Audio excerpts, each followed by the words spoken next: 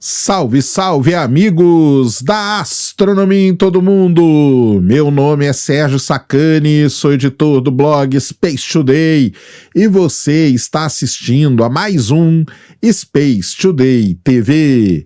No programa de hoje, vamos ver aí as imagens e falar um pouquinho sobre a passagem, ver as imagens espetaculares e falar um pouquinho da passagem da sonda Juno da NASA pelo satélite Europa. Essas aí são as melhores imagens que nós temos de Europa nos últimos 20 anos. E é tudo isso um preparativo já para a missão Europa Clipper.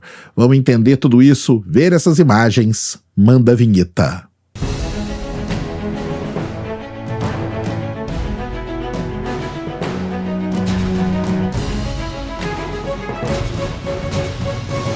Muito bem, pessoal, vídeo novo aqui no canal. Antes do vídeo começar, você já desce aí, já deixa o seu like, já se inscreve no canal para você não esquecer durante o vídeo e para ajudar a causa da divulgação científica no Brasil. É o seguinte, a NASA já avisou que o lançamento da missão Artemis 1 deve ficar ali para a janela de 12 a 27 de novembro de 2022. Então dá tempo de você ir na Space Today Store e adquirir o seu kit da missão Artemis e assistir uniformizado o lançamento quando ele acontecer, beleza? Então passe lá, spacetodaystore.com, link na descrição. Vamos para o vídeo de hoje, passar aqui nossos 10, 15 minutinhos batendo um papo sobre algo importante, interessante e relevante que acontece no nosso universo. Muito bem, a sonda Juno da NASA está lá na sua missão de estudar o planeta Júpiter, mas de vez em quando ela passa perto de alguns satélites, isso mesmo. Para quem não lembra, o ano passado, em 2021, a sonda Juno passou perto de Ganimedes, fez imagens assim espetaculares, sensacionais de Ganimedes, com o imageador que a gente fala, chamado Junocan. Muito bem, agora, dia 29 de setembro de 2022, a sonda Juno fez uma passagem muito próxima de Europa.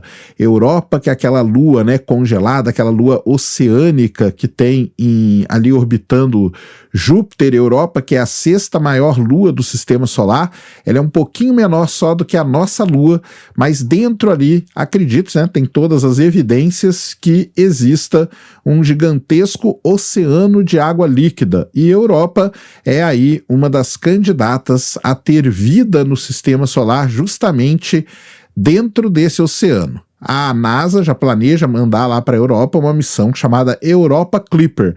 E essa passagem que a sonda Juno fez por Europa faz parte disso, para estudar, para fotografar, para registrar ali as feições geológicas do satélite congelado de Júpiter. Então a passagem aconteceu no dia 29 de setembro e a sonda passou a apenas 352 quilômetros acima da superfície de Europa.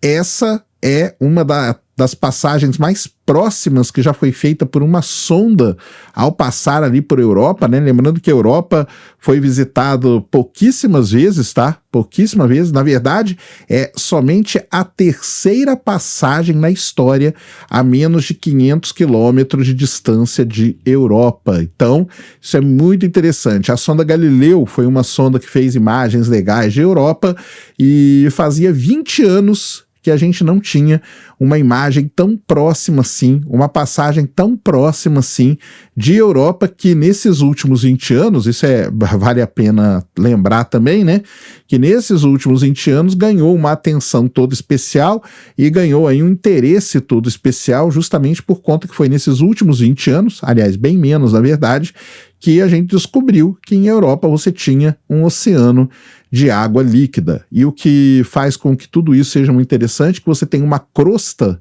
totalmente congelada e dentro ali está o oceano protegido. Então a crosta congelada acaba protegendo o oceano e pode também proteger a vida. Para quem não sabe como que pode um objeto tão distante do Sol, que deveria estar totalmente congelado, ter um oceano de água líquida no seu interior, isso acontece por conta de uma coisa chamada fricção, fricção de maré que a gente chama. Europa orbita Júpiter. Júpiter tem uma força gravitacional muito grande. Quando a Europa está mais próxima de Júpiter, ela sofre uma contração, depois sofre uma expansão, o seu interior, e esse movimento de contração e expansão acaba, então, aquecendo o interior de Europa e permitindo que ali surja um oceano. É basicamente o que acontece com Ganimedes, que também tem um oceano, Calisto também tem um oceano de água líquida, muito provavelmente, e o que acontece lá em Saturno com Encélado. Então eu vou colocar as imagens aí de Europa para vocês verem e para vocês terem uma ideia aí realmente da qualidade das imagens feitas pela Junocan. Então a Junocan, que é na verdade o imageador que a gente chama, né? A gente não chama de câmera, a gente chama de imageador, que fez essas imagens aí realmente sensacionais. Tem uma primeira imagem que foi divulgada que mostra ali uma faixa, né?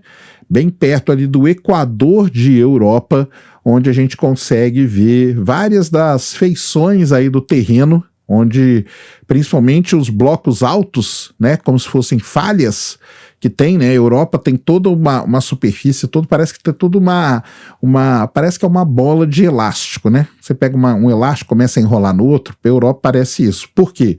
Porque a sua superfície, ela acaba sofrendo muito com esse processo de fricção de maré, e acabam abrindo ali grandes fraturas, só que depois as fraturas congelam. Então você vai tendo todo esse mecanismo aí acontecendo em Europa. Então algumas fraturas acabam sendo apagadas, outras surgem blocos de falha que acabam se deslizando um com relação ao outro bastante. Então isso é possível ver ali, se você vê uns buracos ali, aquilo ali não é cratera, aquilo ali é justamente um bloco que cedeu por conta desse processo todo de fricção. E todos esses riscos que você vê em Europa seriam, né, fraturas geológicas que a gente consegue ver.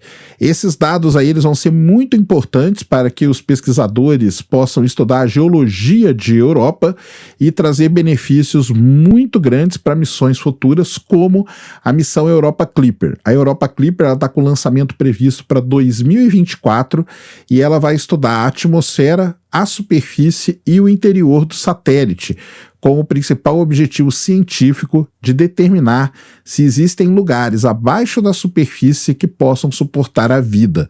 Essa é a grande missão da Europa Clipper. E sim, Europa tem ali uma exosfera, como a gente chama, né? Alguns dados aqui interessantes: a sonda Juno, ela passou ali, a passagem dela, ou flyby que a gente fala, por Europa, durou apenas 2 horas, e ela passou a uma velocidade de 23,6 km por segundo, fazendo a sua maior aproximação, como eu já disse, né, a 352 km no dia 29 de setembro, às 6h36 da manhã, hora de Brasília. A última imagem que a gente tinha próxima, sim, de Europa, foi feita pela sonda Galileu da NASA no dia 3 de janeiro do ano 2000, quando a Galileu passou a 351 quilômetros de distância de Europa. Então, é realmente uma imagem muito legal. Essas imagens aí que vocês estão vendo de Europa são as imagens com melhor resolução que a gente já teve desse satélite. É apenas 1 quilômetro por pixel. Então isso é uma resolução muito boa para que a gente possa obter dados valiosos sobre a estrutura, o interior, a composição da superfície, a ionosfera da concha de gelo ali e a interação da Lua com a magnetosfera de Júpiter. Então tudo isso vai ser muito interessante.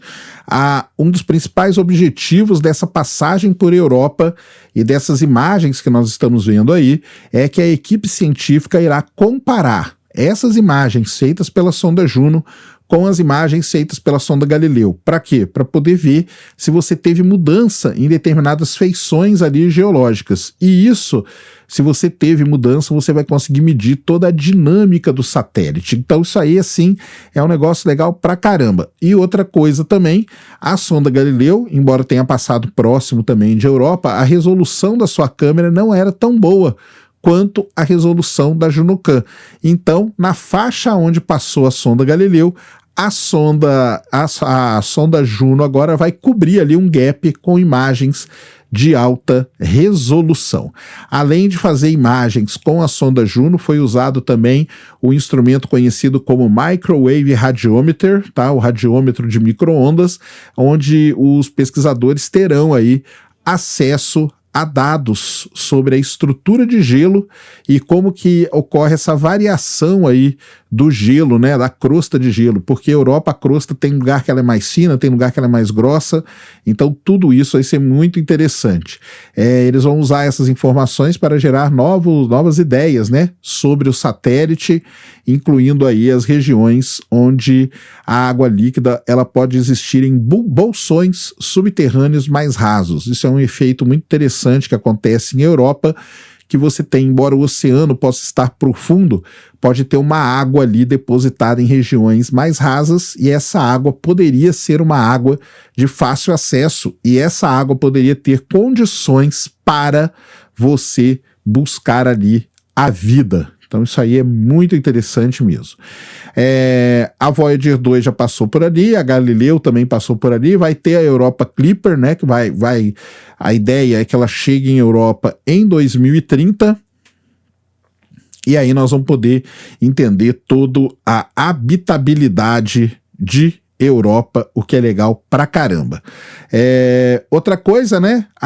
O sobrevoo o segundo encontro com uma lua, esse sobrevoo aí que ela fez por Europa, é o segundo encontro que a Juno fez com uma lua, lembrando de Ganymedes lá em junho de 2021. Tá programado para ela passar por Io em 2023 e 2024. Então, além de estudar Júpiter, a sonda Juno estudou Ganymedes, estudou Europa agora e deve estudar Io em 2023 e em 2024. Realmente, assim, imagens espetaculares de um mundo distante, de um mundo que nós temos pouca informação até hoje, só que de um mundo muito importante, porque a Lua Europa é uma fortíssima candidata a ter vida no sistema solar. Muitos pesquisadores dizem até que as condições para ter vida em Europa sejam melhores do que as condições para ter vida em Encélado. Embora Encélado a gente tenha muito mais informação, porque a sonda Cassini passou ali muitos anos, né, estudando, explorando Encélado, Europa a gente não teve essa chance, mas nós vamos ter agora. Eu falei da missão Europa Clipper, mas nós temos também a missão JUICE da Agência Espacial Europeia. Então na próxima década aí, Europa vai ser um foco muito grande. E nunca se esqueçam, existe o filme maravilhoso chamado Europa Report. Para quem nunca viu, assista lá e venha comentar aqui o que vocês acham do filme. Ou se você já assistiu, deixe aí nos comentários o que você acha desse filme, que de tão ruim, ele acaba sendo muito bom. E me digam, o que vocês acham que está escondido ali no oceano de Europa, embaixo dessa crosta de gelo gigantesca. Estão aí, então, as imagens maravilhosas, espetaculares, feitas pela sonda Juno da NASA, do satélite Europa. Esse era o vídeo que eu queria trazer aqui no canal para vocês agora. Espero que vocês tenham gostado. Se gostou, já sabe, aquele tapa no dedão, aquela voadora com tudo no peito do like. Isso ajuda pra caramba o vídeo, o canal a ganhar relevância. Nunca se esqueça do pacotão youtubístico. Compartilha, favorita, se inscreve no canal se você ainda não é inscrito. Deixa aí nos comentários o que você quiser saber. Tamo junto, dioturnamente, na luta contra a má divulgação científica no Brasil e contra a anemia na divulgação da astronomia no nosso país. Mais uma vez, meu nome é Sérgio Sacani, sou editor do blog Space Today e você acabou de assistir a mais um Space Today TV. Fui!